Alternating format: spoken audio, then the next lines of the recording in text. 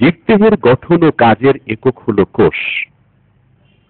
Cell membrane অর্ধবৃত্ত পর্দা যা কোষকে ঘিরে রাখে। কোষের ভিতর এবং বাইরের বিভিন্ন বস্তুর আদান প্রদান এর মাধ্যমে ঘটে। সাইটোপ্লাজমে সাইটোসল এবং কোষীয় অঙ্গাণু থাকে। নিউক্লিয়াস কোষের সমস্ত কাজগুলোকে নিয়ন্ত্রণ করে। নিউক্লিয়ার মেমব্রেন দ্বিস্তরী, এটি নিউক্লিয়াসকে ঘিরে রাখে। নিউক্লিয়াসের মধ্যে পদার্থই হল নিউক্লিওপ্লাজম।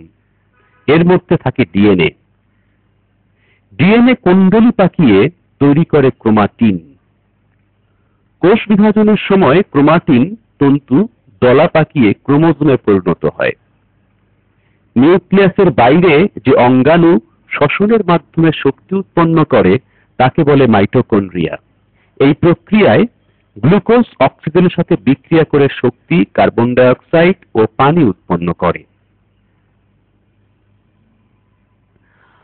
বিভিন্ন এনজাইম ঝিল্লিবদ্ধ হয়ে তৈরি করে লাইসোজোম। এটি জীবাণু ভক্ষণ এবং পরিপাকে সাহায্য করে। পরিণত কোষের সাইটোপ্লাজমে যে জালিকা দেখা যায় তাকে এন্ডোপ্লাজমিক রেটিকুলাম বলে। এটি কোষের কাঠামো গঠন করে। এন্ডোপ্লাজমিক রেটিকুলাম দুই প্রকার, যথা মসৃণ ও অমসৃণ। সাইটোপ্লাজমের অতি ক্ষুদ্র অঙ্গাণু রাইবোজোম প্রোটিন সংশ্লেষে সাহায্য করে।